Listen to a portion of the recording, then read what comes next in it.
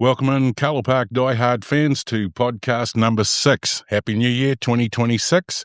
And Gordy, we have a great number 6 joining us today. But before we get to that, very excited about our number 6 today. Is a little bit of upfront stuff. We've got to take care of some business, some important people that we need to thank. Well, of course, Mike Farrelly. Photos, yeah. Big thanks to Mike. Yeah, and of course the New Zealand Rugby League Museum, where we are so honoured to be able to do our podcast from. And just prior to Christmas, I got people were getting hold of me, quite a few people, asking how they can contribute towards the cost of running the New Zealand Rugby League Museum. Yep. And as you are aware, or most of our followers will be aware, that the New Zealand Rugby League Museum is self-funded. We do get some funding from New Zealand Rugby League, which we are very, very grateful for. And of course, we are in their building, which we're grateful for as well. So if you do want to contribute in any way, that would be greatly appreciated. Any sort of koha, get hold of me, museum@nzrl.co.nz, and we can have a chat. Perfect, mate. And the final one for us is Sony. Want to thank them for being on board with us. And now, ladies and gentlemen, the excitement starts to mount. I love doing this. I love doing this shit. Right, here we go. All right. Originally from the City Newton Club, that was a great club, the City Newton Club. Also turned out for Mount Albert Lions and the Tiatu Roosters in the Auckland Rugby League Premiers division. Also coached at both Tiatu and the Waitakere City Raiders in the Lion Red Cup. That was a great comp. He ventured overseas to play for Barrow Raiders in the English Premiership. He played for Auckland on 60 occasions, New Zealand Māori, and wore the black and white of the New Zealand Kiwis in 8 tests. He is, of course, ladies and gentlemen, the number 6 that Troy's already referred to, Ronnie O'Regan. Welcome, Ronnie. Mate, it's such an honour to have you here at Carlaw Park Diehards podcast number 6. Awesome, guys. Yeah, really excited. Been a while. Yeah, mate. But looking forward to a good chat. Well, man, it's one of the things I will say to all the Carlaw Park diehard fans out there, and I'll probably talk a little bit, Gordy. Ronnie, you were my first man on the Carlaw Park diehard scene, and I didn't know what happened to Ron. We went and found you, and there you were in Pyro, and you were quite gracious with your time. Came down, we talked about footy, and sort of got into it. A wee bit's happened since that first interview, mate. So we're going to touch a little bit about that because you've got the glint back in your eye. You're looking good. Yeah, it was a bit of a tough time back then. Sort of got out of league and had to find my way. Bit of brain, head knocks and body knocks, and hip pain. Things weren't good. But you turned up, you lightened my life up a bit, and you reconnected me a little bit with rugby league because it had been a while. The love of my life, really. Yep. But getting out of the game, or not getting out of the game so much, but getting out of the scene, for me personally, was a good thing. Got my shit together. Yep. Got my head right. And become a family man, you don't get Ron the Rouge for nothing. There you go. We were going to talk about that. So, it's been good, the breakaway, but I'm really, really happy and proud to be here today. Awesome, mate, awesome. And looking from my point of view, I met you through two degrees of probably separation. Mike O'Regan played for us at Point Chev. He was a bit of a pirate. He didn't do the Mount Albert thing. But more importantly, the first Kiwi that I ever knew, Tony Boddicker, rest in peace. Oh, and, Big Tony, down the end of my street, obviously had some sisters, and you ended up, obviously going out with one of them, and that's how we sort of met up, I suppose, at a young age. That all said, after leaving Mount Albert and heading to City, what age were you there, mate? And they really built a team around you there, didn't they? Oh, well, that was a big call because... believe it or not, being Mount Albert, sort of staunch Mount Albert, and I had a bit of a fallout with a guy in the club, like the president. Yeah, not name a fallout. Him. Who was he? Arthur Brown. Okay. So it wasn't a fallout, but we had a tough year under Tony Kriletich. We got relegated. Shane, myself, Warwick Crowson, a couple of the other young guys went up, and we had, for us, going up at 18, I was 18 when I went up. And it was a lot of pressure on us guys. And so this guy sort of, didn't make me feel comfortable. Right. So I said to Dad, we were 5 years old to under 18s. We had a champion junior team. I think we went 5 years unbeaten, 88 games in a row. And it was a big thing for me to call. I wanted to leave the club. And Dad said, well, you do what you have to. And I worked for the P&T at the time. It's the Post and Telegraph in Mount Albert, St. Luke's. And there was a few league guys there, Clary Middleton, Lenny Reid, rest in peace, Lenny, he passed away, and a few other guys. And they said, oh, there's a team that's been put up to First Division. And I said, oh, yeah, who's that? And they said, City Newton. I said, oh, yeah, I really sort of know them a little bit, you know. I sort of played against them in the schoolboys, I think, Victoria Park. I said, was that Victoria Park? Yeah. So anyway, a good mate of mine and my neighbour I grew up next door to, Warren Finnerty. Yeah, mate, how hard was he? Legend. Yeah. Legend. Him and his brother, best mates still today. Good. And so Warren sort of threw it at me too. He said, oh, City Newton have gone up to First Division. I said, oh, okay. He said, they've asked me, you know, to ask you, will you come down and have a chat? I said, well, why not? So I Perfect timing. Perfect timing, you know. So I'm 18 going on 19, you know, feeling, you know, ready to go. Yeah. Because I had a lot of success as a junior, you know. Wasn't a junior. We didn't play junior Kiwis, but we got named on me and Shane Shane Cooper got named on the paper team. So we never actually played a game. But, you know, every Auckland team since we were 5 years old right up to then. So it was a massive call to say that I'm going to leave the club. So Warren and I, we've done a lot of pig hunting and fishing together and all that carry on. So we get in the car and we go down there. So me being me, I look around, I go, where's the club rooms? I need a club rooms. He goes, oh, it's over there. Yeah. It's by the grandstand. Yeah. And I said, I thought that was the changing room. He said, no, it's the shed. Yeah. So anyway, because Warren had been there, it was the shed. Yeah. So anyway, and I said, I didn't know anything really. I was green, but I loved playing footy. So I said, who's the coach? And Warren said, Bob Bailey. I said, related to Roger Bailey? And he said, it's his brother. I said, oh, sweet. Because I knew Roger, I used to go down to Carlaw with my parents and Shane and all the Mount Albert boys and that to watch Ponsonby, you know, and I used to love watching Roger Bailey with the big flick pass, you know. So I thought, well, this is cool, Bob, you know, go down. So we go there and that was cool. Everyone was friendly and that. And Warren went over there and talked to Bob and he come back and I see them shaking hands. And so I go over there and I was quite cocky, you know, like obviously. Not you, Ronnie. Well, still am a bit, but but I went over there to see Bob and he shortened me straight up. Yeah. Shook me hand. He said, my brother said you can play all right, but I don't think much of you. Yeah, that's Bob. And I said, he said, but if you come here, I'll make you into a real player. Yeah. Wow. So I went, okay.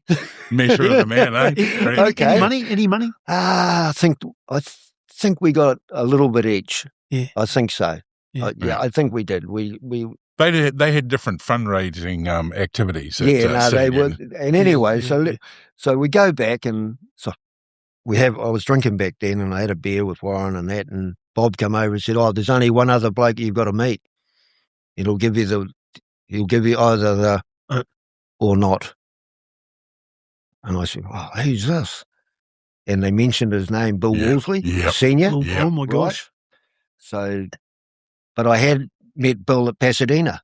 Right. Because I went to Pasadena Intermediate and he was our coach for the league team that went to play at Avondale Racecourse. Yeah. And actually he was quite good because I'd heard about Bill, you know, and he was a character. And but one thing I remember Bill said at school when I was playing, he said, because I was 5'8" there too, and Shane was halfback, he said, pass it a couple of times and have a go. And no one had ever told me that before. Yeah. So I did it. I said, pass it a couple of times and have a go. And I scored a couple of tries and I thought, this bloke knows what he's talking about. You know. So anyway, an hour later, we had a couple more beers and he walks in. And Bill always had these jeans on with a dragon on his pocket, on his back pocket, right? City Newton dragon. So he goes up to the bar. He goes over to talk to Bill. He walks past me and Warren and goes, and Bob said, sweet. So we signed. That was it. Nice. So anyway, so it was a great story because I didn't know any of the players, only Warren. But I got to know them really quick. Like we had players like, I'll get on to the captain after all these players. We had Roy Noble, Valley Taylor, Carl Anderson, Robbie Simpson. Right, Ratso. This winger called Sam LeBeau Prescott. He only had one eye, but could he play? Yeah. The flying Fijian, Ray Tora. Got to know Ray, so they were awesome players. Tommy Macapar? Tom Macapar. Yeah. So we're training. We start pre-season. And Bob was a real good he was coach, and he always will be, and had a real good pre-season training. And so, and I captain and vice captain teams and my thing, and I said, "Who's the captain?" And he said he doesn't train. He'll be here a week before the season starts. It wasn't Troy Hardy, was it? No. I said, he doesn't train. I said, we all trained. He says he's a full sherbet. Oh, my gosh. Yeah. So he said he'll be here next week. You'll meet him. So we're up there training, and all these bikes turn up. Yeah. Motorbikes turn up. And Bob said, the captain's here. I look over, and all these boys get off the bikes, and Big Phil walks over. How are you?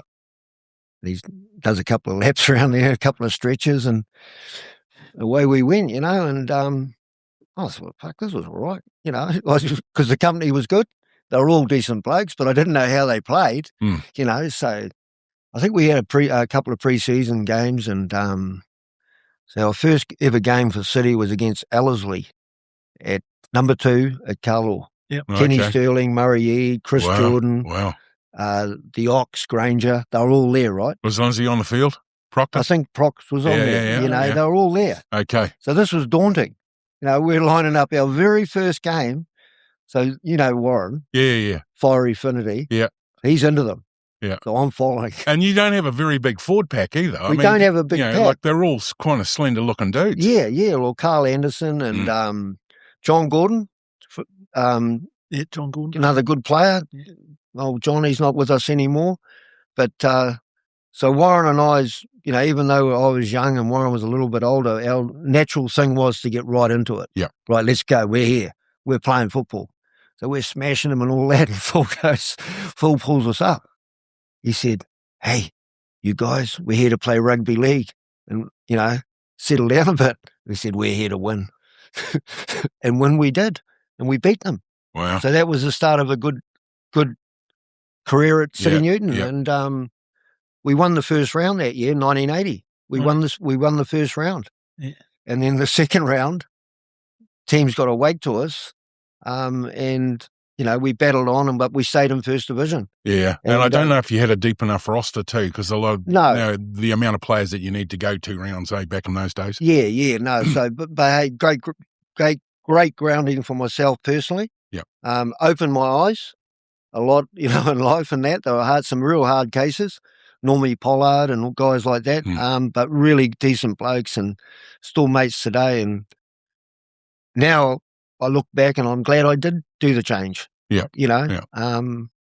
But I've got a few, so we played on, and I made the, 1980, I made the New Zealand residents team to play Australia. Yep.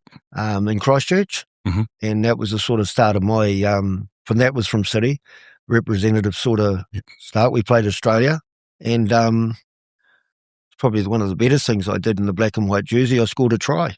I had Ray Price on one side and Greg Britnell on the other, and I'm scoring in the middle. So that was quite a proud moment. And when I went back although we got flogged, where they pulled away in the second half, the Aussies, they had Rod Reddy and Adonagus. They were all out there. Mick Cronin. It's quite funny, that game, because I got told about Mick Cronin, but I didn't really know Mick Cronin. I was marking him. Yeah. So I give him a bit of a touch up, early. He just looked up at me and said, "You'll keep." Oh, yeah. Chris Close was the other centre. Oh, okay. About 20 stone, run 100 metres in 10 seconds. So anyway, I hit Cronin, and he "You'll keep, Sonny." About 10 minutes later, mate, he just hit me with everything, barrel chest. Yeah. Just fucking nailed me. But good memories, but I did score a try, so I come out of that all right. Yeah, so awesome. I was going to ask you too, Ronnie. Sorry to interrupt you. No worries. In '83, you played for New Zealand Māori and you toured. Yeah. And because of that, Wigan noticed you and they made you an offer. Yeah, I think you were 17 or 18. Yeah, no, well, and you no, declined. No, well, I got an offer, and Tim Johnson used to be coach in Mount Albert. Mm. He was a good coach. He coached Northland, and he was my neighbour. And anyway, he obviously saw I had the talent to do it. So when I was about 17, I got a contract with Wigan, and I couldn't do it. Right. I couldn't leave. I was 17, and I hadn't even left New Zealand. Wow. So I had to say to Tim, I can't go. Wow. They even they got to the stage where they sent the airfares and everything. Yeah. And so you hadn't signed anything? I hadn't signed anything, No. so I didn't have to, and it's quite funny because when I did go to England and play for Barrow, Alex Murphy was the coach of Wigan. Yeah. Fucking hated me. Yeah. We did all right. You win too. some, you lose some, mate. Yeah. So there was an opportunity lost, but I'm glad I didn't go because I was too young. Yeah. Personally, I was too young, and my eyes weren't open enough. And the career I had back here, and with the Kiwis and New Zealand Mariners in Auckland, I treasure that. Yeah. I did it here, And you did a lot of yards in the Auckland scene, playing, as Gordy mentioned at the start of the podcast, with the representation level with Auckland Rugby League, AMCO Cup, all that sort of good stuff. Yeah, no, that was right. If I wheel back to the city, because I know that was great grounding for you. Yes. And then put you on an awesome platform. And I remember seeing you train the house down. You were always a good trainer, Ron. Yeah. Mike Landham, on the bag, boxing. Yep. You guys 1 street over from where I was. Yeah. Just constant, on it the whole time. Yeah. Tiatu then pops up, and the story about this, they're gonna give you a house, and you're gonna leave City Newton, and this is the start of not just being a player, but also a coach. Did that come in the 2nd or 3rd season at City? Can you remember? Actually, the story behind that was, so 83 City gets relegated. Okay, so it's when they went City down. gets relegated. I think Norm Stevens was the coach. Yep. So he gets relegated. So on the Maori tour, which was a brilliant tour, I think we're 8 from 8 or 9 from 9, and we had all the stars, Huey and Owen and Nicky and Ian Bell. It was just a fucking Clayton's in there too. Clayton, Dean, Mark Royal, the whole lot, Pat Pawasa. But so anyway, on that tour was a guy called Pat Fairbrother or Fairweather, right, from Tiatu. But what happened when we were 15 and we had this good team? We had many good clashes with Tiatu. And I don't think the Tiatu people will mind me saying this, but I had an Humber 80 when I was 15. It was my love of my life. So anyway, and I'm going to have to find a picture. I didn't have to go with mum and dad to Neil Ave to play. Yeah, I took my own car on my own. None of the boys, just on my own in my car. So we play and we drew because Tiatu, you knew you were always getting a good game with Tiatu. So I come out. The window wipers were broken. The side windows were broken. The headlights were kicked in. So the old man said, "You took a while to get home today, son." I said, "Couldn't believe it. My car got wrecked." I said, "Fuck Tiatu. I ain't going back there, even if we play again." And he goes, "Oh, well, son," because Dad always agreed. My dad was a good bugger, old Don. He was a really good guy. And he always agreed with me, which is probably not right all the time. But so anyway, we get on this tour, and this guy, Pat, and he said to me, "Oh, City Newton got relegated, Tiatu, I said, no, fuck Tiatu. I ain't going over there." He goes, "Why?" I said, "They wrecked me car." He said, "When was that?" I said, "When I was 15. He goes, "Oh, move on." I said, "No, I can't. I can't move on." Yeah. So anyway, he asked me 2 or 3 times, and then I just said, "No, mate, I'll just do my own thing," sort of thing. And then I had a couple of other offers. Sort of Dad had an offer too, because Dad was a good coach, old Don. He good schoolboy and junior coach. Yeah. And Otahu showed a bit of interest in Dad. Wow. And he's sort of thinking it was like going to be a package. You take me with him. Yeah. But it was a bit far, So then I had to think about it, and I saw the Tiatu team, and I thought, well, they're not a bad team. And Brian Tracy was the coach, and a real good player. I love Brian. He was Rogers halfback, and that, they were a great combination. I thought, well, it might be a bad thing. So I ring him up. I said, Pat, Ron O'Regan. He said, yep. I said, money talks all languages. Mm. And he goes, I'll see what I can do for you. But that was just enough to cover my petrol and that. Yeah. But that was another good move I made but the deal was, if City Newton go back the next year, 85, Right. I go back, right? So that's good. So 84, we have a good year under Brian, but it wasn't a good finish for me. I don't know if you remember this, but our first Tiatu's ever first division semi-final, unfortunately I elbowed Frank in the head. In the jaw. Telio? Yeah. Unfortunately, it was an accident, was it, Ronnie? Well, it wasn't planned because Frank's about another metre higher than me. Have had that so it was just elevate. a spur of the moment thing, and I felt terrible about it. And people have asked me why I'd done it, but I said, hey, you don't know what you're going to do when you get out there. I just seen the beast running at me, and I just come up and went bang. Yeah. So anyway, unfortunately, got injured, and I got sent off first minute. Oh, shit. First minute of the 84 semi-final. I thought, oh, fuck.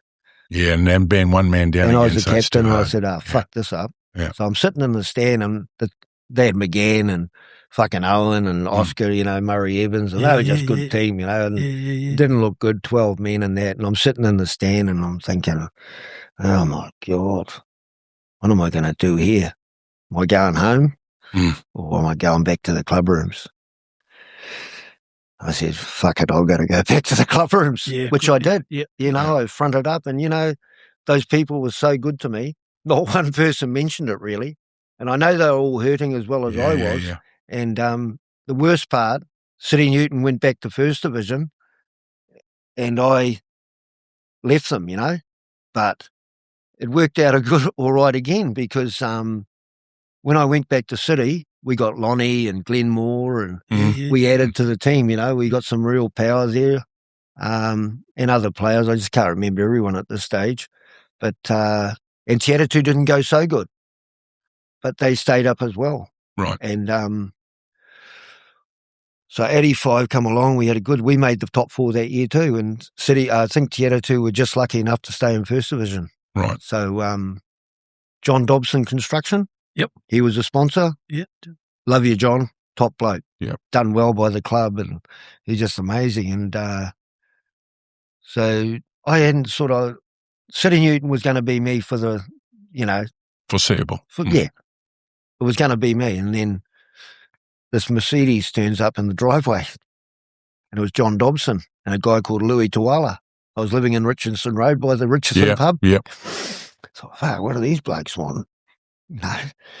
He said, Ronnie, we want you back. I said, I can't do it. I'm told City I'm there. I give him my word. He said, what will it take to get you back? So Mike Lambden, old Lemmy, he's one of my good mates, and he was my training partner through the off-season, through with his brother Chopper and that. And he said, why don't you put a deal to them? Put a deposit on a house, a 3-year deal, a deposit on a house. Just try your luck. I said, I don't want a house, I want a nice car. I want a Humber 80 late model. I'm still 24. I said, no, I want a nice car. Yeah. But he said, no, mate, you'll never look back if you get enough for a deposit on a house. A lot of people probably don't know this, but so I rang John and I said, John, you got me if I get a deposit on a house. He said, I'll see what I can do.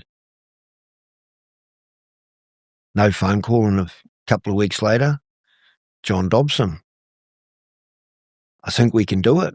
Oh, wow. I said, sweet. But it's still in my heart, I had to tell City I had to leave, which was hard. Who'd you tell?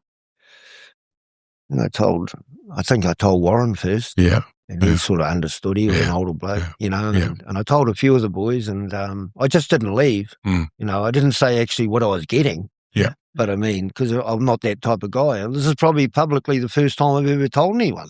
But that's what happened. So they got the deal. It was, it was a good deal. And where was the house? In Tiatu.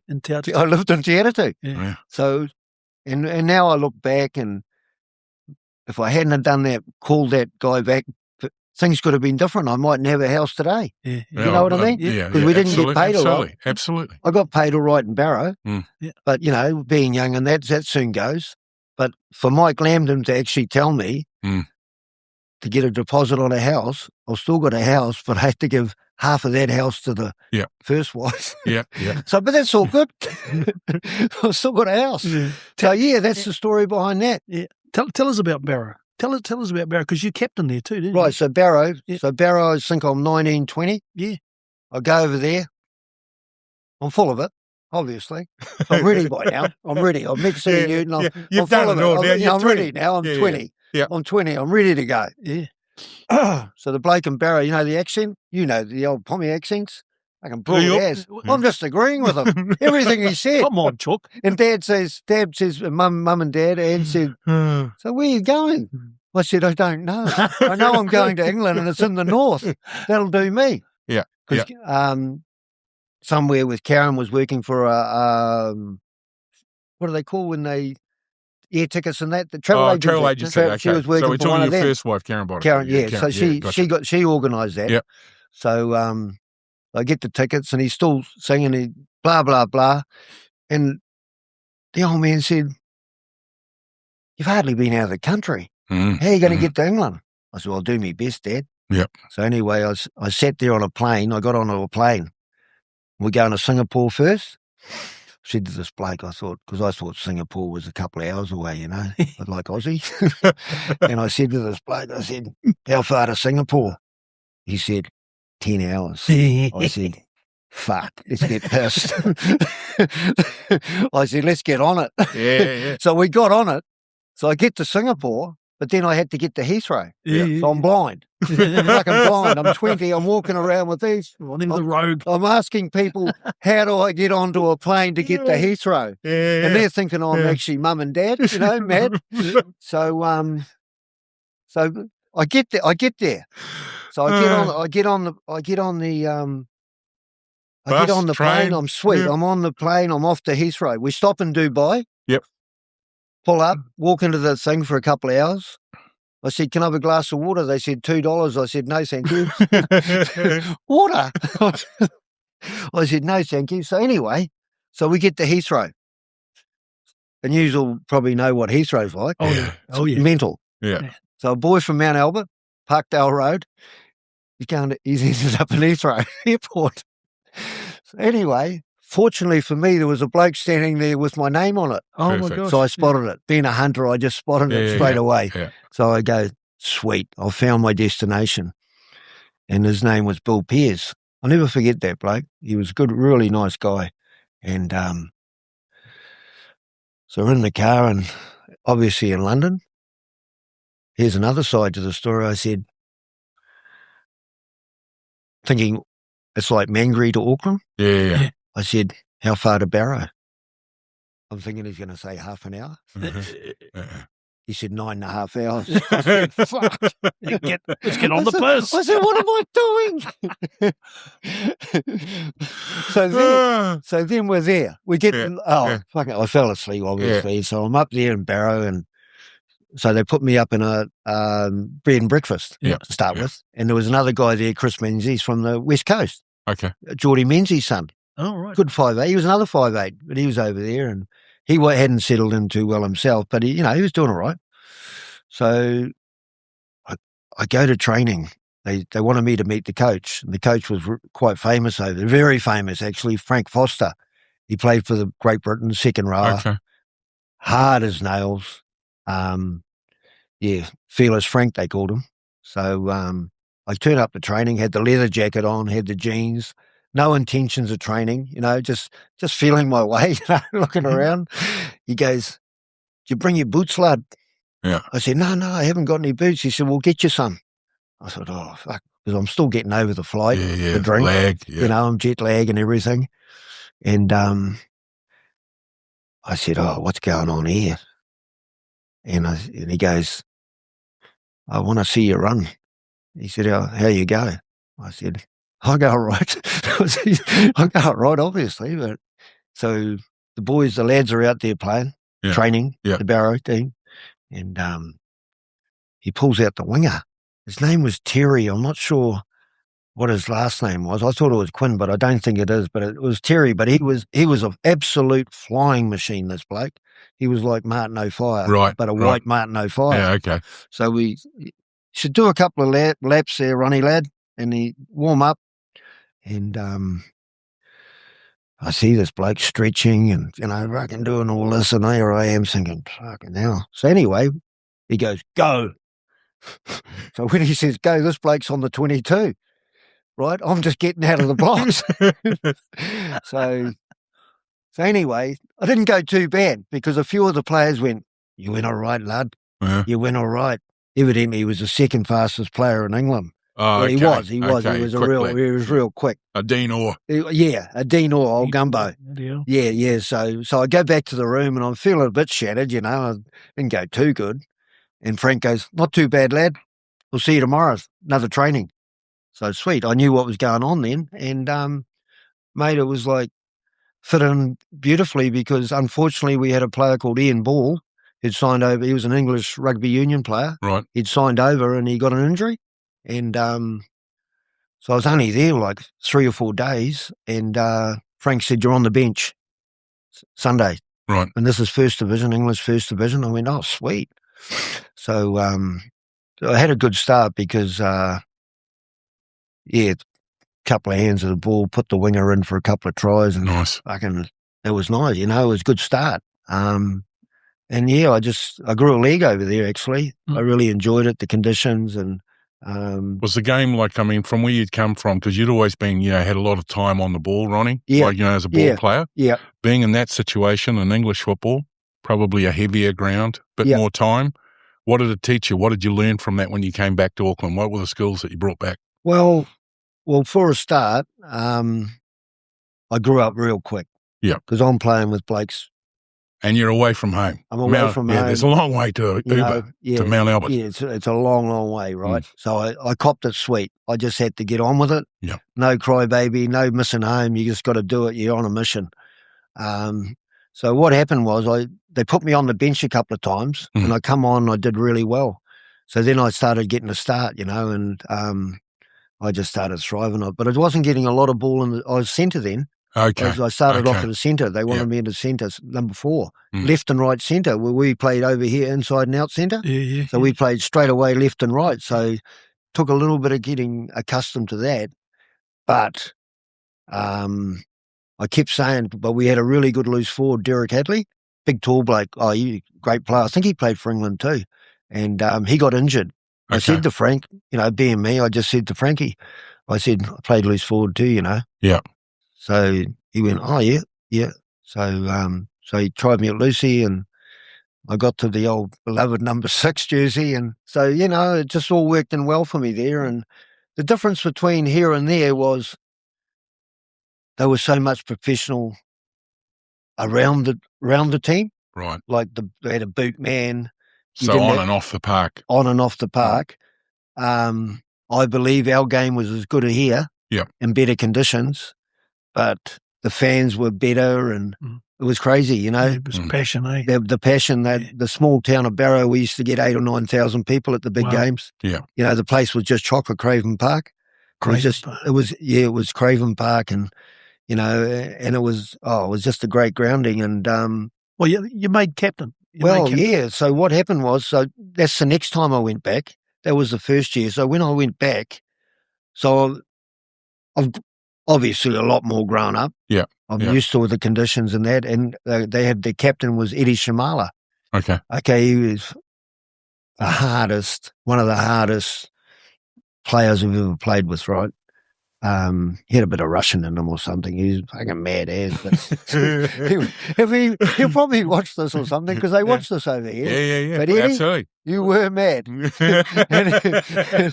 But that's so anyway, he got injured. He got injured. So I'm 21 now. Yeah. I'm 21. I've grown up a little bit. I'm 21. And Eddie says to me, he said, you've captained a few teams, haven't you, lad? I said, yeah, no, I captained a few teams on the way through, So he said to Frank, he said, there's your captain there while I'm out. Yeah. And Frank said, okay, we'll have a go. Well, I did let him, and Wow. we did well. And I had all these older footballers, good footballers too. I respect the English football. Yeah. Totally respect it. And so out I went for 8 or 9 games being captain. Wow. Lead them out, and they always used to play at home games. They used to play the Eye of the Tiger. Yeah. Oh, fuck it. I still love singing that. You run out there and what a buzz. Yeah. And 2 great memories from there. We did well. We that year we got 4th. Yep. And so we played the touring Australian team the next year in the 83 season. So it was quite a good buzz. But 2 great memories. Graham West playing for Wigan. Oh, yeah. Come up to Craven Park. Couldn't help myself. Okay. I threw one. I'll text to sort of give me one because his low tackle's still around the chest or the high head, So I just got up and reacted to it. So text, Westy, he just threw a few back. So we're into it. We're having a go, So we both get put off, binned straight away. Yeah. Both Kiwis off. Yeah. This woman comes out of the crowd with a handbag and hits old Westy over the head. So we shook hands after the game and all that. And the next one was with old Promesy. Yep. Gary. So Promesy come up with whole KR, and I think it was in a John Player Cup game. So it was a big game, and we had a bit of it because we always had a bit of a scuffle. Me and old Promesy was sort of the same sort of, would die for the game. Get out there, and he played centre, standoff, loosey, like me. We were a bit the same, Yeah. But we had some great battles. But another time, Hull come up with James, Fred, Dane. They're all there. Gary, Crayfish, the 4 of them were there, and that was a John Player semi-final. Wow. So that's how good Barrow were going at the time. Wow. And the crowd was fucking massive, and I actually dislocated the thumb in that game, so I had to go to hospital. Yeah. So when I'm in hospital to get it looked at, there was more of the crowd there after bluing, they're all scrapping the other year. It was crazy. It was cool. But that's called passion, hey? Yeah, passion. yeah. So no, good times at Barrow, and still got friends to this day there, Yeah. So when you touched on a number of Kiwis that are up there playing at the time. Do you boys ever get together for a couple of quiet shandies? We did. Yeah, we did. Yeah, good boy. And actually, I've got to say it. I have said it to the boys at the dog track, the greyhound track. I think I was the first one to go back after the lockdown. They didn't. Aussies and Kiwis weren't allowed to go there. Oh, okay. So I was the first one. Shane Varley, my old mate. Hope you're well, brother. Yeah. Getting Love better. you, Shane. Love you, Shane. Yeah. He was at Workington, and Danny Campbell, he was at Wigan, but he was a prop forward, but he'd gone over there early. Right. And then the 4 boys at Hull, and that started the whole thing going. Right. But I think I was the first or second over there back in 79, 80. Yeah. So because everyone got stopped going there for some reason. So and then it was just an influx of players. But we did meet up. Because Shane was only up the road at Workington. Yeah. So that was cool. Yeah. Nice. So, and James and them, I didn't really catch up with them much. But quite a distance between quite. But when we went down there to play, that was amazing. When good you catch-ups too, when you go to Hull and play them at Hull. Fucking crazy. Yeah. So brilliant times, good memories. You mentioned passion quite a few times when you're talking there, Ronnie. What about the passion that you felt playing in your first test? Take us back to that. Unbelievable. Yeah. Right. So under Seth Mountford, obviously I played for Auckland and he wouldn't pick me. Kiwi trials, whatever. Why? I'm not sure. It might have been my age or way, Who was in the slots in front of you? Oh, no, I had some pretty handy players in front of me. Yeah. A bloke called James Luluai. Yeah. Another one, Olsen Philippine. Yeah. Sort of, I'm trying to, even the old 6 jersey, Fred Arcoy. So I'm trying to break in there amongst these blokes. Yeah. But, but I was there, but I wasn't there. So anyway, so that 83 season, I'm there, mate. I'm feeling good. Lowy's spoken to me. Yeah, he's come over. I never met Graham Lowe. He could see me at Cornwall Park. Yeah, we were playing. I think City was playing Glenora, and he said, "You going all right, mate? I'll keep an eye on you." Blah blah. And I said, "Oh, cheers, Graham." A lot of respect for Graham Lowe. Great coach. Great bloke. Yeah. So anyway, Glenn Moore was in the team at City. Yeah. Right. And he used to like playing a few jokes on people. Not GM. Oh, GM, right? Yeah. So he likes a few jokes. So anyway, we'd been on the drink. Hey, before you tell you, is he playing on the wing at this point, or is he going to the front row? Wing. Glenn Moore on the wing, in the back line. Mate, Hey? I met up with him like just before Christmas here with a few of the boys, Shane Cooper and Alan Giles, and he hasn't changed. No. He's still a rock. yeah, he is, mate. He is. Sorry to interrupt, but anyway. So we played on the Saturday, and the ex-wife Karen says, Graham rang last night. I said, tell me another one. You know, no, here's his number. I said, it'll be Glenn Moore. It'll be Glenn Moore winding me up. You know? Yeah. She says, I don't think it was Glenn. Because, you know, they obviously, Karen, you know, they knew Glenn. So I rang the number, and it was Graham Lowe, all right. And Ollie had broken his leg playing for his leg for North Sydney. Yeah. He said, congratulations, mate. You've been picked for the first test at Carlaw against Australia next week. Whoa. I just went, oh, my God. Whoa. Fuck, what a buzz. Yeah. I said, cheers, Graham. He said, we've got to meet up at, and I can't ever remember the name of that. Is it a park training ground? No, where we all met in the motel. Montezia. No, over this side by... I'll think about it. But we all met there, but it was very daunting, you know. I rang the old man, I rang Dad straight away. He said, guess what? He sort of said the same, you're taking the piss. Yeah. You know, because... You know, well, it's been a time coming, man. That's all the effort. Now it's time. So it's time, right? So 83. So we're meeting on the Monday, and then I walk in, and here they are: Olsen, Kurt, love you, Kurt. I know the old legend, Sumo. Like they're all there. Yeah. Broadhurst, Shane Barley. How'd you feel? How'd you feel walking in with them? I felt great. Yeah. I felt good enough to be part of this. I feel good. So realising the dream now, Ronnie? But the whole part about it, because they don't know me, well, the Auckland boys do. The Auckland boys do, but the other guys don't. So anyway, this is quite a bit of humour. So we're getting fitted for our gear. So obviously Olsen's a little bit shorter than me, a little bit stockier. Yeah. Just only a little bit sturdier, a little bit wider. But love Olsen. Yeah. Love him, brother. So we all get called out. So I go up there, and Ron O'Regan come up for his fitting on his pants. So I put the pants on, and they come up to my shins. They were Ollie's pants. Right. And I just fucking cracked up.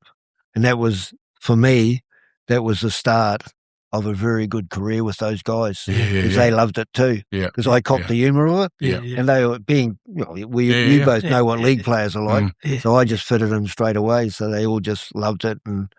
And I can tell you what, but I suppose a lot of people like this. I was lucky enough to room with Mark Graham. Yeah. I've had I roomed with him that test. Yeah. And I roomed with him for a few weeks in Aussie. And in Montezia, it's the first time I met Mark. Yeah. And we came in the room and he had a cake there. And he goes, whatever you two do not touch that fucking cake. Yeah. So I was pretty fortunate, you know. I was right in with the man. Yeah. So the week's going good. But I'm starting too. It's not like I'm going on the bench or anything. I'm number 4. And weren't you midweek captain on the tour at this point? Like Mark became, No, this is 83. 83, a bit early. Okay, sorry, mate. Right? We'll get to the tours. Yeah. So anyway, Mark hears me during the night dry reaching in the toilet. Mm-hmm. You know, Ron's fucking nervous. Yeah. Ron's real nervous. We're going up against Steve Rogers and Mel Meninga. You know, I ain't give a fuck, but I'm still nervous. Lowy said, it's just another game, mate. The only things you can't do is make any mistakes. You can't drop a ball. You can't miss a tackle. That's the only things you can't do. That's what he said. That's what he said. Yeah. You can't do anything like that. Whatever you've done in any other game you played in, you can't make mistakes. Yeah. All right, so that's fucking right up here, you know, like, just cannot make a mistake today, Ron. You're out there. And when you get out there, I still remember to this day, you're standing there, the anthem's playing, Yeah, tell us you're walking out the tunnel. How Yeah. you feeling? How you feeling there? Feeling great by now. Like I'm in the zone. Tell me how you feel when you see the Australians. I'm feeling better. Yeah. Because, whatever anyone knows me of, fuck, I loved it. I got into it. And I wasn't scared of anyone. Mm. Once terrified in the changing room, and I don't think anyone is not. Even boxing and that, I've had some mates that are boxers. I say, how do you feel before you go in the ring? Shitting myself. Yeah. But once the bell goes to go out, that all goes out the door. Yeah. So I'm looking at Mel Meninga and Steve Rogers going, right. So is this just during the national anthems? So you were saying about the national anthem. The national anthem, and I'm just, tears are coming down. I'm just so proud. Got the old man and mum in the crowd and sister and sisters, and I've done it, Yeah. Now I've got to do the job. Yeah. Right? Yeah. I've got to play. So anyway, Shane was halfback. Fred was fucking standoff. Me and James in the centres. I think Dean debuted that day too, Dean Bell. He was on the other one wing and Dane was on the other. The legend himself, old Dano. Yeah. So good team. Yeah. And, Joe Rapati in the squad, but not on the field. Not on the field Okay. at this stage. Second test. Second test, yeah, right? Gotcha. So we're going good. We're going good. We're holding our own. Yep. Fucking James puts me back. James runs across and I'm in the hole. I'm gone. I see the try line. And you can watch this on, I watched it a couple of times. It's fucking horrified. Big Mel chases me. Yeah. I'm just about to go under the swan dive and he fucking grabs me and pulls me back. I could have been under the sticks. Yeah. Wow. But the good thing about it, I didn't drop the ball or anything, which was in the back of my mind. No mistakes. Played the ball. James scores about 2 plays later. Wow. Right. And it's the first time I think the Kiwis or any international team had scored against that team for years. Yeah. Wow. Yeah. Like a few years. Australia hadn't conceded a try for years and James scored. Old JL. And Foot. Now he's out of that tackle, over that corner line. He's got support in O'Regan for the line, but desperation tackle. Desperation tackle from Meninga, stopped him, but look at the Kiwis right away. It's with Smith.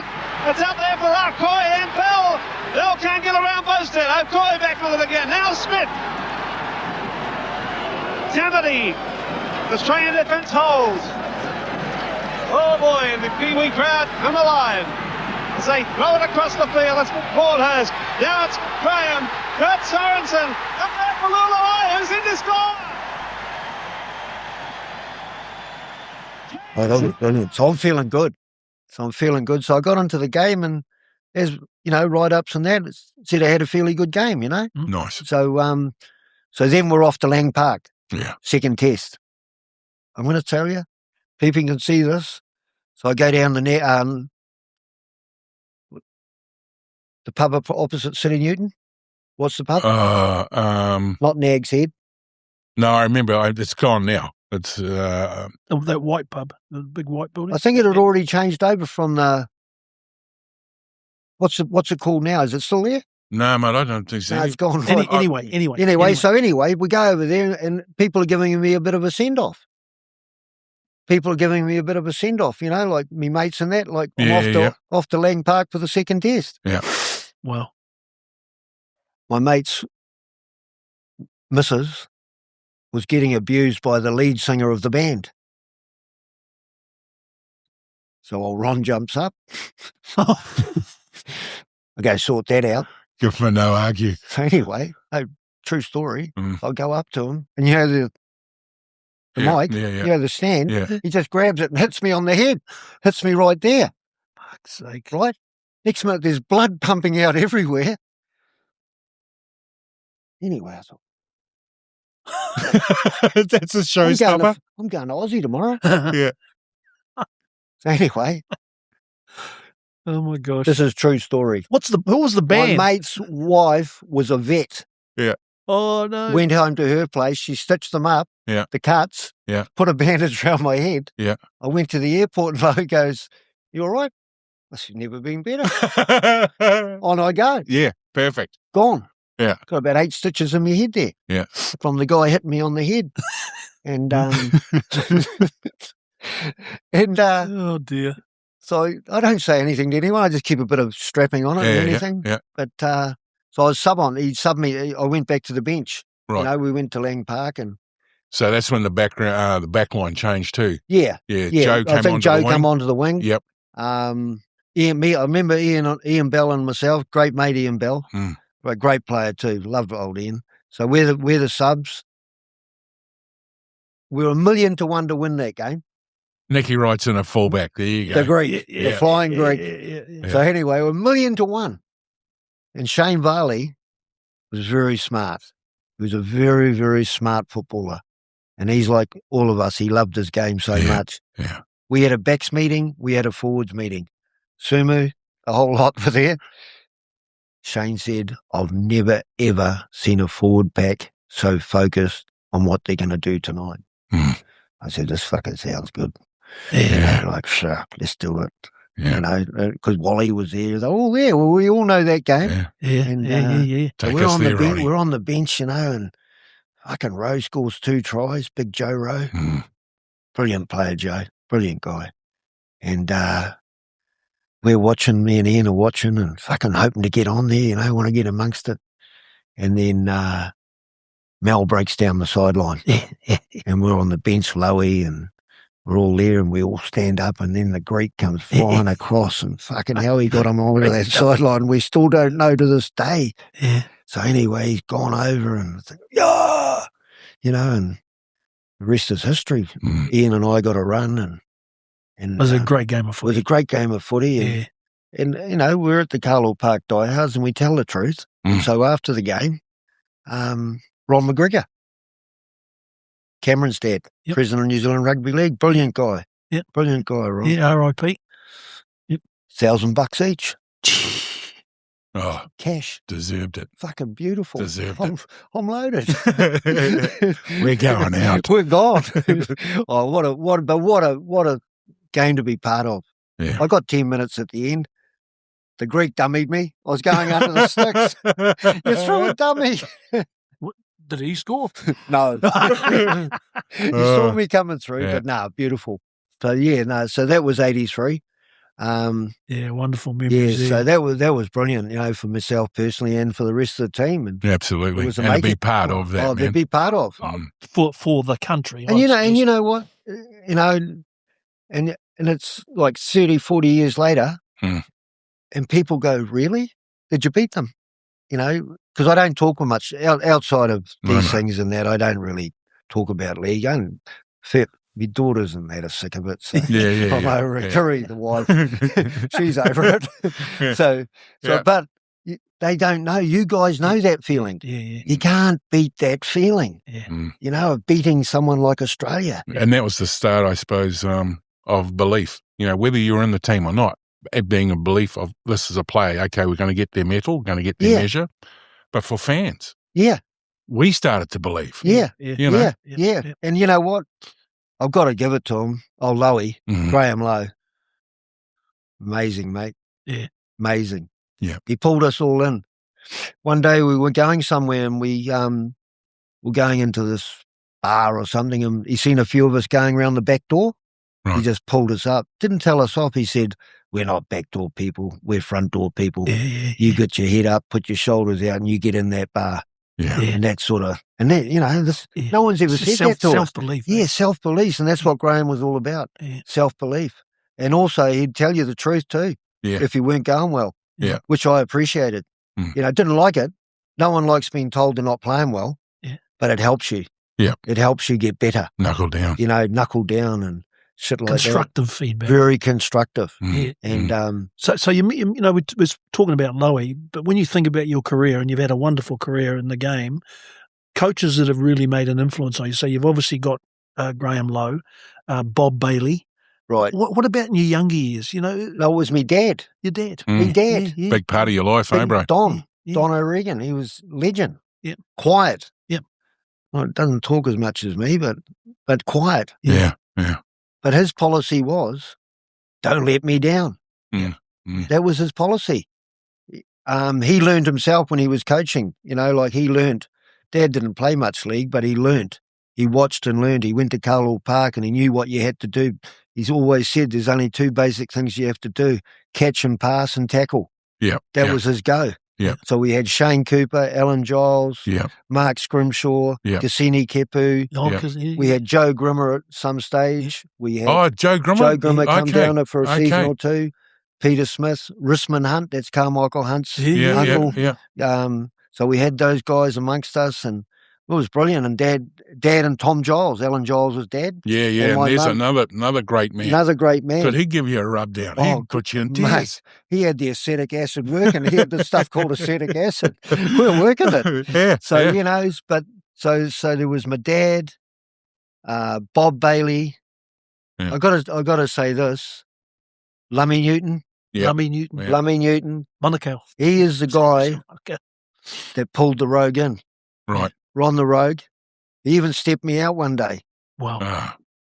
That shortened you up. It was definitely. Yeah. So Lummy and his best mate Bill Comany. Yep. His manager. Yeah, What a combination they were. yeah, yeah. You know, like the Māori team and the Yeah, Auckland team. yeah. I played for them in the Auckland team as well. Mm. Donnie Allen at City. Yeah. Donnie was a absolutely. good coach. Yeah, absolutely. Good club player. Yeah. Good coach. Good man manager too, wasn't he? Good man manager. Die for the cause. Mhm. It's Brian Tracy, obviously. Yeah. You know, and so Scruff. Yeah. Ruffy. Yeah, rough. Ruffy, yeah. Well, he took no nonsense. He's the only coach I know that got suspended from Carlaw Park. Okay. 1984. George Rady said, "You got 2 weeks, Brian." And Ruffy goes, 2 weeks of what? Suspension for your language. He was, It was 1 week or two, but he did get suspended. He got suspended. Yeah. But he could train us, but he wasn't allowed to come in the changing room. right. Yeah, so that was cool. Yeah. But no, great coaches. And that Frank Foster guy and Fearless Frank and Barrow. Yeah. They were great coaches. So, but they weren't only coaches back in those days.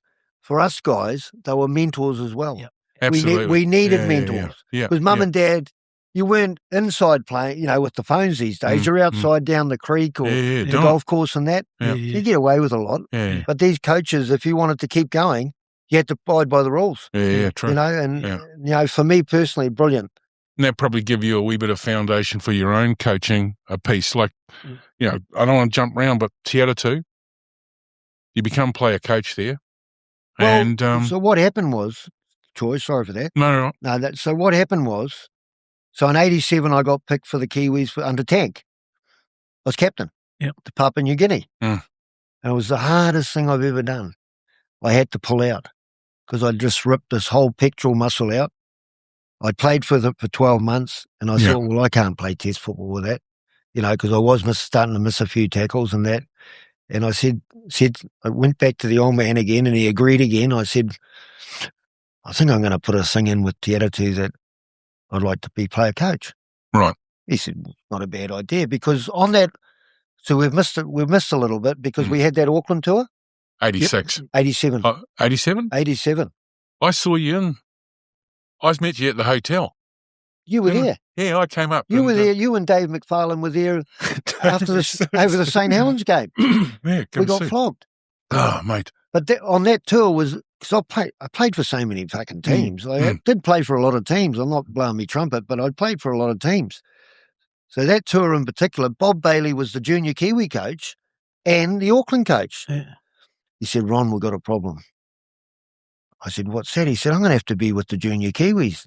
You're going to have to take the team for the first couple of weeks, but I'll tell you who to play and what I want done, right? Because I'm the captain. And well, we had Freeman. Yeah, you had a great side. Sam Parnapa, Mark Healy. They're all there. Yeah. Kevin Iro, the beast. Yeah. They was there. Not a problem, Bob. So, and the boys, you know, they copped it because they knew once, although I was a bit of a character off the field, but they knew on the training field, fucking business, man. Yeah. You're late, you're gone. Yeah. You're out. You don't come on the training field. You go back in your car. Yeah. You know, that was my go. Yeah, you know, and it wasn't just at that level. I've been told that from your club days as well. Yeah, when you got into that. So, I got right into it. Some people reckon I needed a manager off the training field, but we won't go there. But on the field, strict. So I said to the boys, I said, listen, Bob's got a fucking big job, and George Mann, they're all there. Lindsay Hooker, and great guys, all great guys. And they said, not a problem, Ron. Whatever you say, we're right behind you. So I kept in good contact with Bob, And our first game was Leeds. We played Leeds at Henley, and they were there, mate. They were all David Heron, the whole lot. They were all there, mate. And we won. We beat them. Wow. Brilliant start. I thought, fuck, this is all right. Sort of player coach, you know. And it went through my head, you know, like with the shoulder and, you know, and I know how much it is to take test football. You know, you just can't be injured if you're playing that level. And the shoulder wasn't still right. And so I put it to Tiatu. I said, what about player coach? They said, we'll have a think about it. Yeah, nice. So they come back, and obviously it had to be another deal, but not another house. Two deals, one for the coach, one for the player. Got a car this time. Cool. Not the car. What was the car? Ford Fairmont. Oh, nice. Fairmont. A black one with a sunroof. Good stuff. Sorry, boys. Yeah, no, all good. So before, just on that, sorry, mate, just on that, there's a grand final at Eden Park. Yeah, well, I just want to tell you a little bit of it. I won't go. We won't go too long on it, but because I've had a few podcasts, but no one's really actually asked me about how it started. Yeah. So anyway, we had a good base of players: Peter Brown, Sam Panapa, Mark Elia, Huggins playing, Graham Huggins, Craig Coyle, Craig McCartan, who was a good hooker, Carl Taylor, who was Peter O'Party. No, was he not there? No, not there. He's not there. Mark and Shane Huddle. Okay, they were there. yes. Mark and Shane. Yep. The Waikato team, the Waikato the Waikato connection. They were brilliant players. They said, this is the roster, and I said, no, I need more. Yeah, I know what it's going to take, because it had Kiwis. We weren't going to be with us. We had Auckland reps that weren't going to be with us.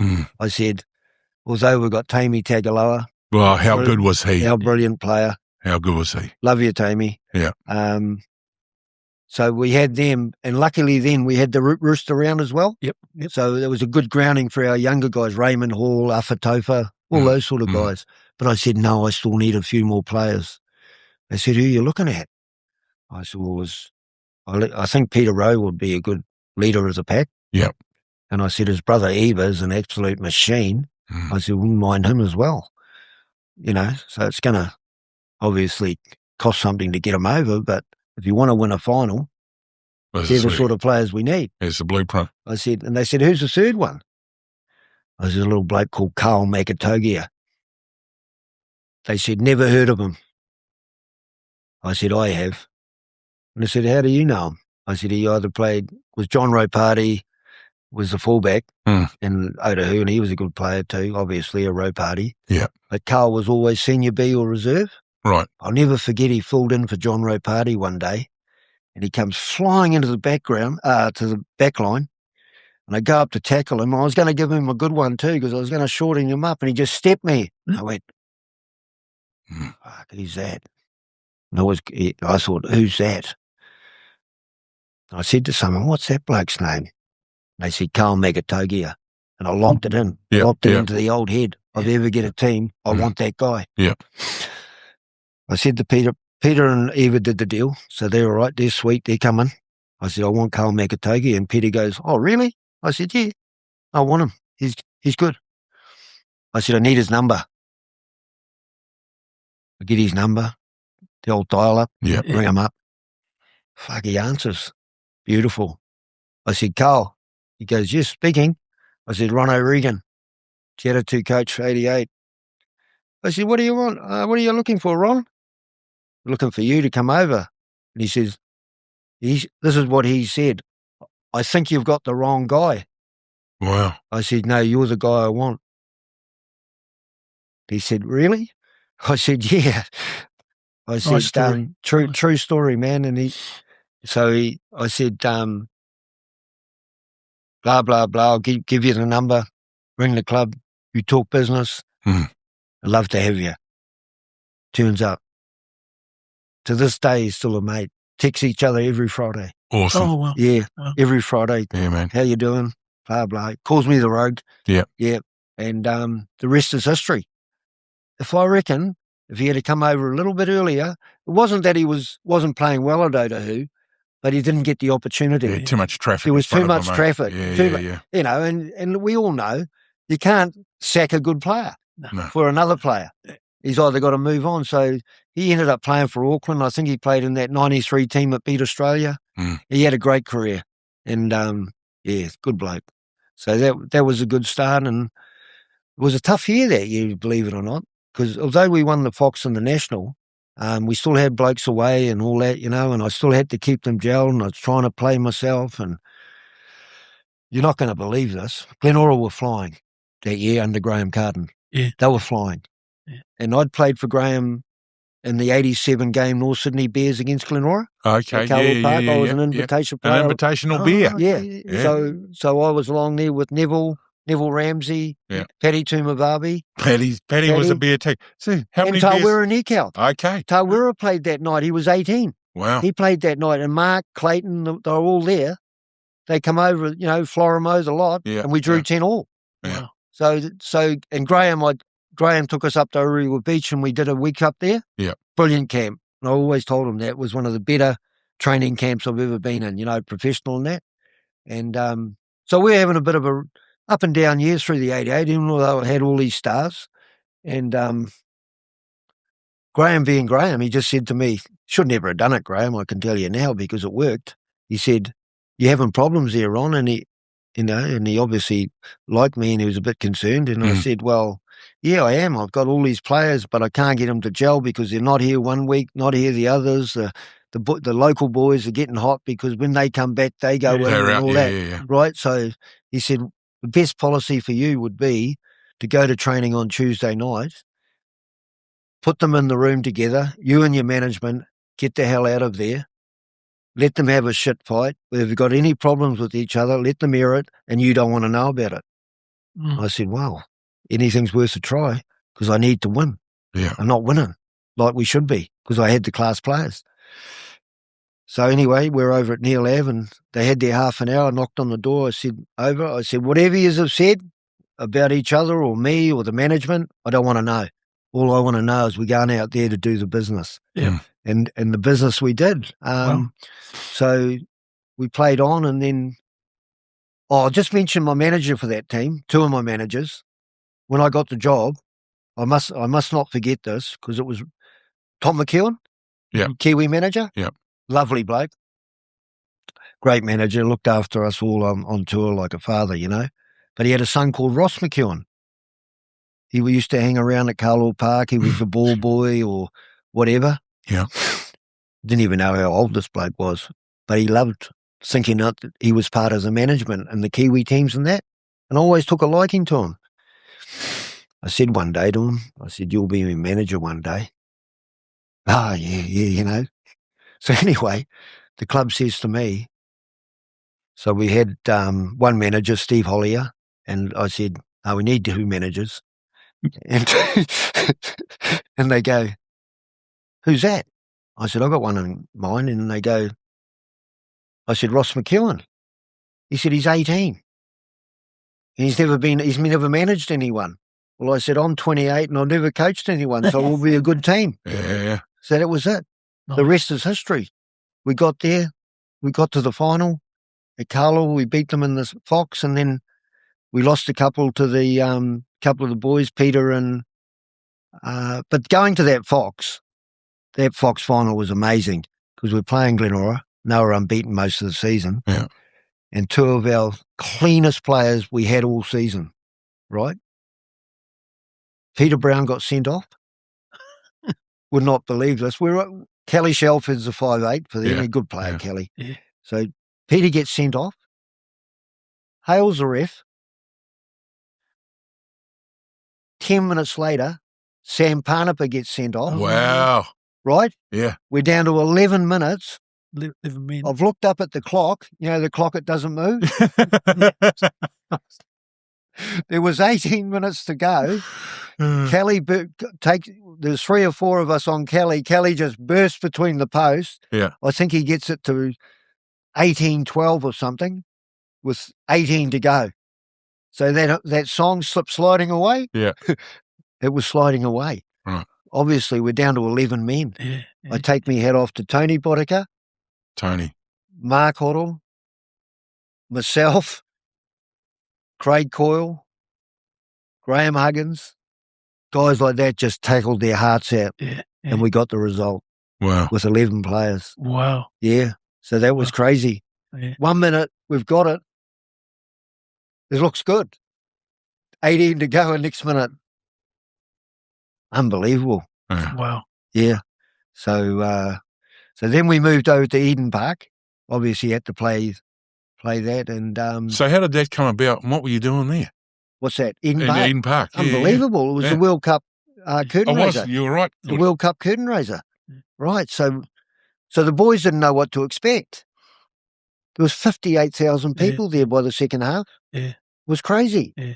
Was that a bit of shell shock for you, the team at that point, coming out to a crowd that size?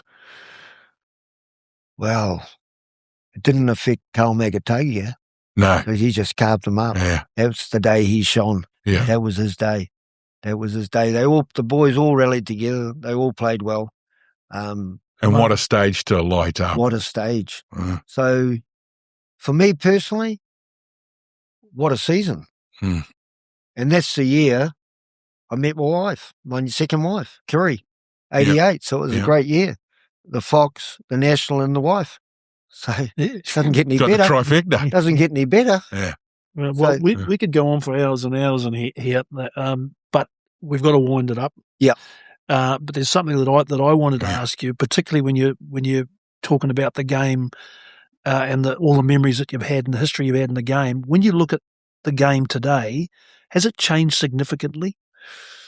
Well, for me, the biggest change is the scrums. Yeah. Right? So I believe, Yeah, 100%. I believe rugby league, see, they want to play it at this fast pace all the time. But, mate, the human body can't just keep going for 80 minutes. Yeah. I know they do the interchange now and that, but I believe if they had the proper scrums, And proper hooking. you get a tight head and all that jazz. Yeah. You know. Yeah, I agree. But I suppose a few of our friends and have got dementia, you know, from head knocks, and they put it with dementia and all that. But we get dementia anyway. People that haven't played rugby league, Absolutely. taking a bit of the old biffo out, you know, which is probably, I don't know, didn't hurt our era, did it? Really? I don't know. I can't remember. Well, contested scrums, you had a different athlete playing in that thing, right? Yeah. I mean, even with the big boys now, the guy who's just stepped down and gone boxing.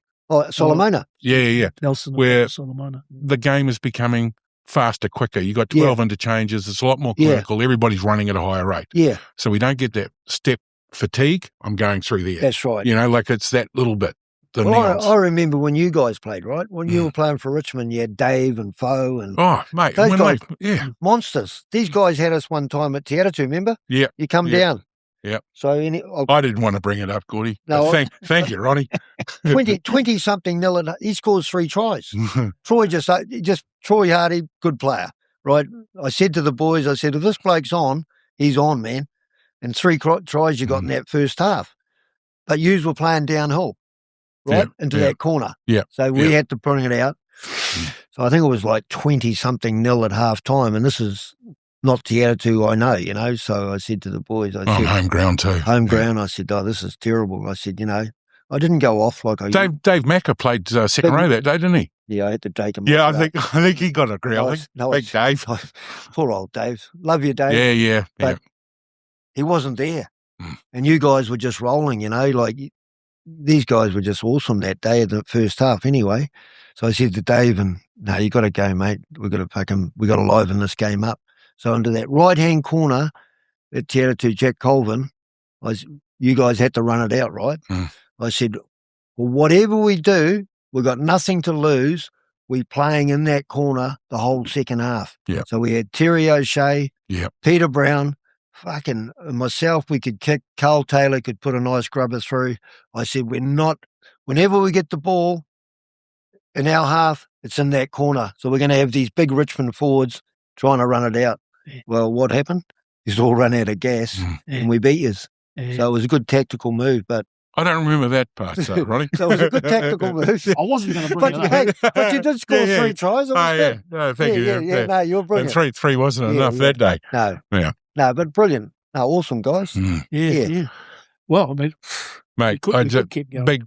big love for you, Ronnie. Thanks for coming back to do this, man. And like I said, you were my first guy when we started the Carlaw Park Diehards piece. And, what a massive change for you too over the, 13 years ago. And on behalf of all the fans, I know Rick Hurley sent me a note to ask you about the day Point Chevalier beat you on Cornwall number 2 or something, and you were going off and the thing. I couldn't remember the rest of it, Rick, but there you go. I've done my best. No, but I have to. But another bloke said to me that too, right? Yeah. About this Point Chev team beating. I'm going to tell all you diehards out there. This is true. This is, I believe. This is my. I might have the old brain damage. Go. I never ever played the Pirates in senior football. There you go. Yeah. Junior football with Larry coaching. Yeah. And old Bulldog, Johnny Martin. Tony Boddicker, Barry Glennon. Yeah. All those guys. Yeah. Ricky Hurley. They're all Point Chev Pirates. I know. Yeah. I don't think. If I'm wrong, guys, let me know. Yeah, tell us in the comments. Let me know because I don't think I played in a Mount Albert, Tiatu or City Newton team that played Point Chev at Cornwall Park. Wow. Because some other bloke come at me too and said he beat my team. Yeah. I can't remember the green and white jersey. Of course you can't. Awesome, mate. It's been an absolute thrill for me and always personal to be with Ronnie the Rouge, and even with the other boys you played with on tour and all the rest of you, they speak of you in the fondest of ways. Once again, mate, big thank you to Sony, Mike Farrelly Photos, love you guys, and of course, New Zealand Museum, mate. Museum. And just a reminder too, if you do want to support the New Zealand Rugby League Museum, chuck us through an email, museum@nzrl.co.nz. We'd love to hear from you. Cool. Carlaw Park, the spiritual home where Kiwi League hearts found their throne. Legends were born, warriors made on hallowed ground where history played. Carlaw Park.